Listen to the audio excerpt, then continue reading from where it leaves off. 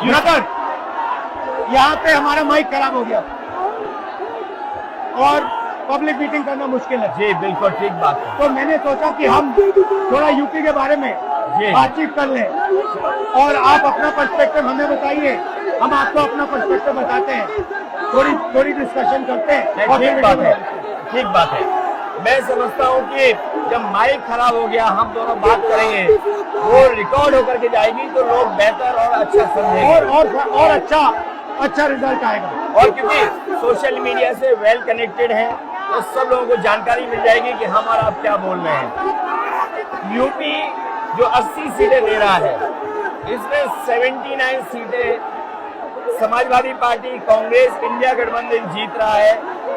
एक जो क्यूटो है उसमें हम और आप लड़ाई में हैं।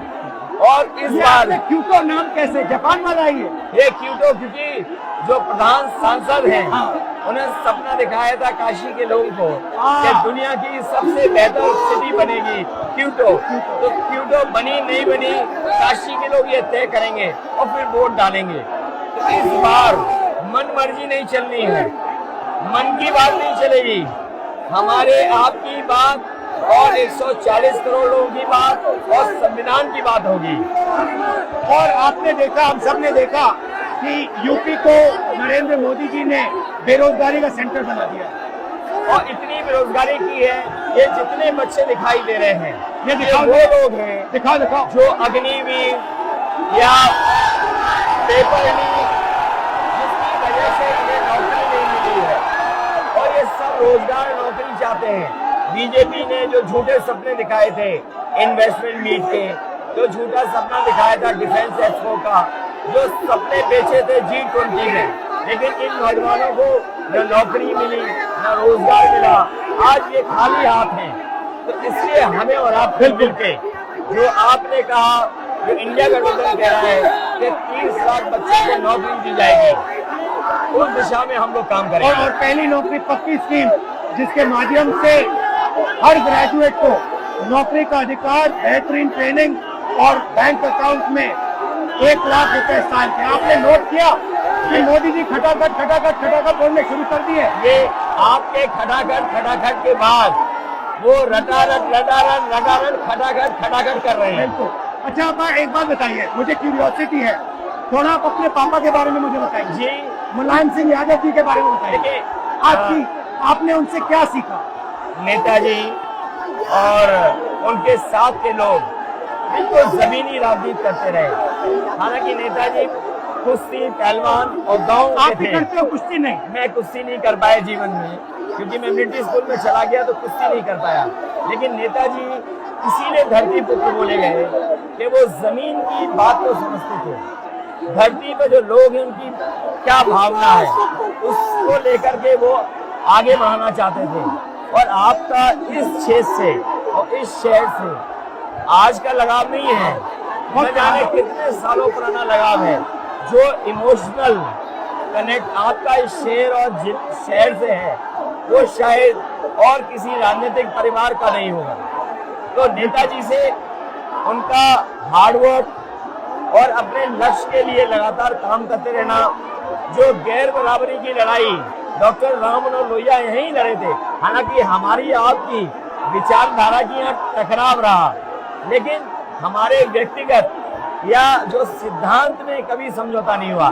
सिद्धांत को लेकर के हमने आपके साथ खड़े हुए और कई बार खड़े हुए, और आपकी भी पार्टी सिद्धांत से बहुत करीब रही समाजवादियों के। बट मुझे लगता है कि अब एक नई तरीके की पार्टनरशिप बन रही है, क्योंकि जो इस बार हमारा कोऑपरेशन है, शायद पहले ऐसा कोऑपरेशन नहीं हुआ। मतलब बिल्कुल सब जुड़ गए।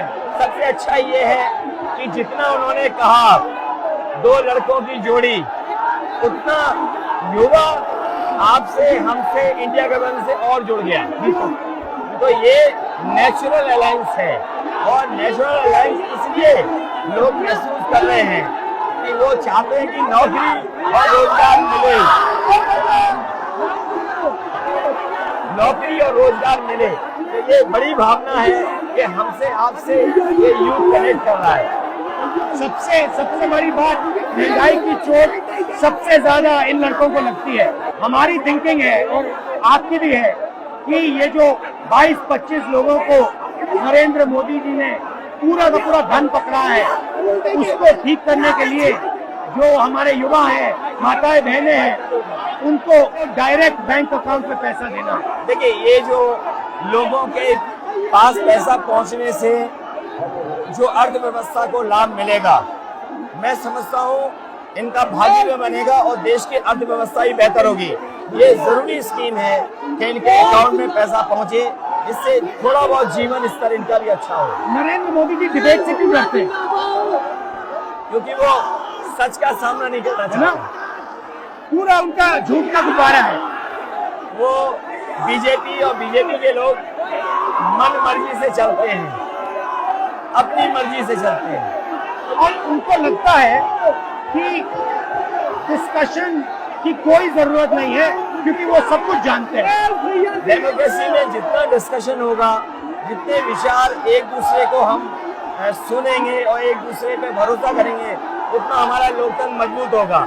ये बीजेपी के लोगों ने न केवल हमारी जान को खतरा पैदा किया है, बल्कि लोकतंत्र को भी और संविधान को भी खतरा पैदा कर रहे हैं।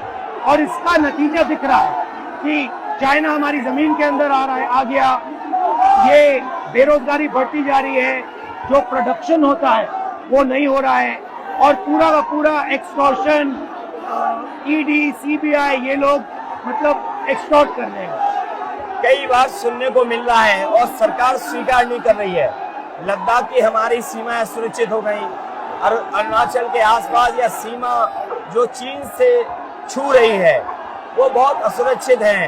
तो चीन से जहां हमारा सीमाओं का खतरा है, वहीं चीन से हमारे बाजार को भी खतरा है।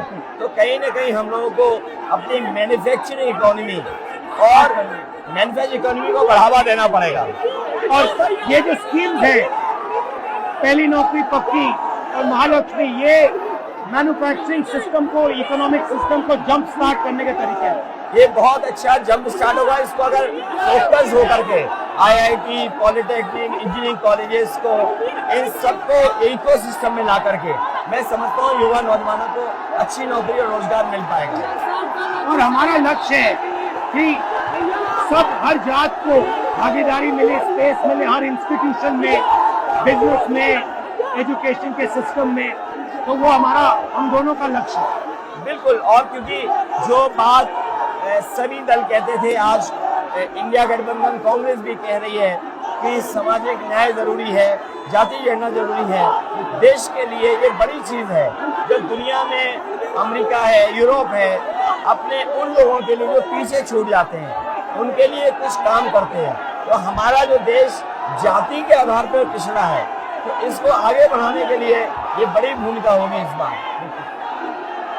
बहुत अच्छा लगा, अच्छी बहुत मीटिंग, अच्छा रहा, बहुत अच्छी मीटिंग है। मुझे लगता है कि ये यूनिक मीटिंग है क्या?